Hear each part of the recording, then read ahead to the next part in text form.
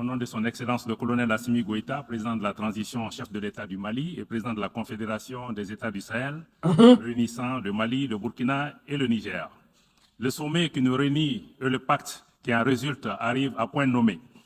En effet, notre organisation commune, les Nations Unies, a été créée essentiellement pour préserver les générations futures du fléau de la guerre.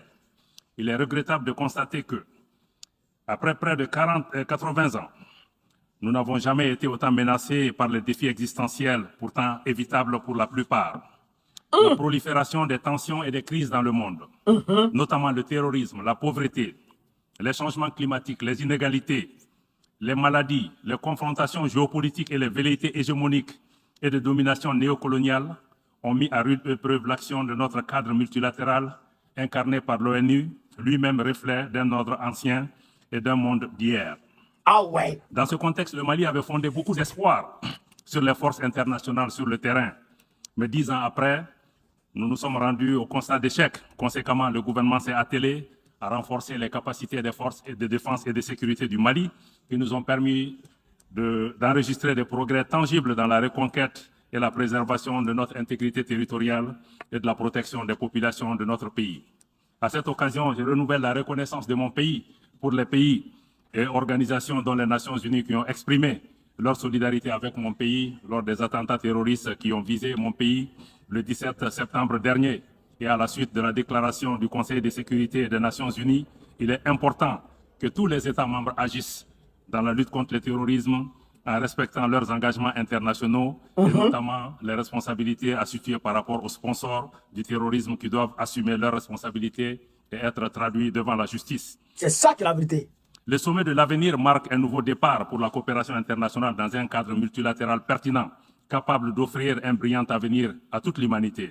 Ainsi, nous devons agir collectivement pour renouveler notre engagement en faveur de la transformation du monde d'un cadre multilatéral qui a gouverné nos affaires jusqu'à présent. À cet égard, il est essentiel que des décisions et les engagements ambitieux permettent de répondre aux aspirations de nos populations, notamment ceux du Sud global. Il est également essentiel d'avoir le courage de procéder à des réformes de nos institutions multilatérales actuelles, notamment le Conseil de sécurité et des institutions internationales, afin de les adapter aux réalités de notre temps, afin qu'elles soient plus inclusives, plus justes, plus équitables, mais surtout plus représentatives. La question de la jeunesse est une dimension extrêmement importante qui doit occuper nos nations.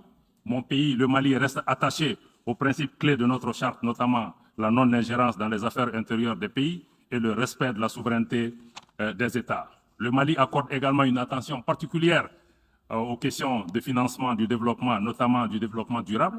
Nous pensons que la problématique du numérique aussi est une dimension essentielle. D'ailleurs, mon pays s'est engagé à mettre en place un programme ambitieux de digitalisation des services publics. Enfin, nous pensons que le pacte pour l'avenir est un chantier très ambitieux au plan national et au plan international, mais elle doit aller au-delà d'une promesse, d'une déclaration pour répondre aux aspirations des générations actuelles et futures. Je vous remercie. Merci, Monsieur le Président. Le Mali tient à réaffirmer son attachement au multilatéralisme incarné par notre organisation commune, l'Organisation des Nations Unies, mais aussi dans le respect des principes édictés à l'article 2 de la Charte, notamment le respect de l'égalité souveraine de tous les États, la non-ingérence dans les affaires intérieures des États, mais aussi la non-utilisation de considérations géopolitiques pour punir des populations entières pour leurs choix politiques. Voilà. La délégation du Mali estime que le temps est venu de passer des déclarations d'intention aux actes concrets en vue d'une véritable transformation de la gouvernance mondiale à travers des réformes majeures sollicitées par nos peuples depuis fort longtemps, notamment celles du Conseil de sécurité et des institutions financières multilatérales.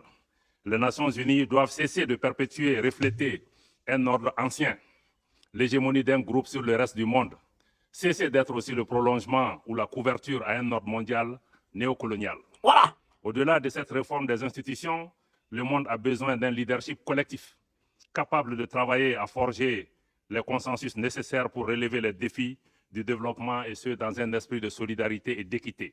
C'est ainsi que nous pourrions promouvoir un monde de paix et de justice de manière à laisser personne de côté. Ces réformes indispensables permettront aussi de favoriser davantage le développement durable de nos pays, tout en contribuant à mettre un terme aux inégalités flagrantes dans nos pays.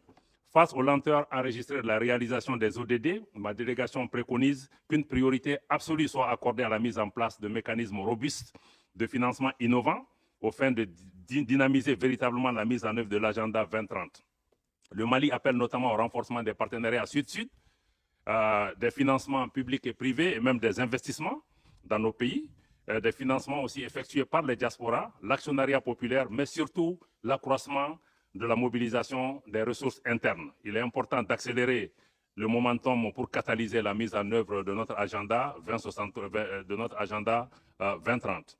Donc, pour terminer, le Mali note que les défis à relever pour un monde de paix et de prospérité sont bien à la portée de nos États, pour peu qu'on fasse preuve d'imagination et de courage.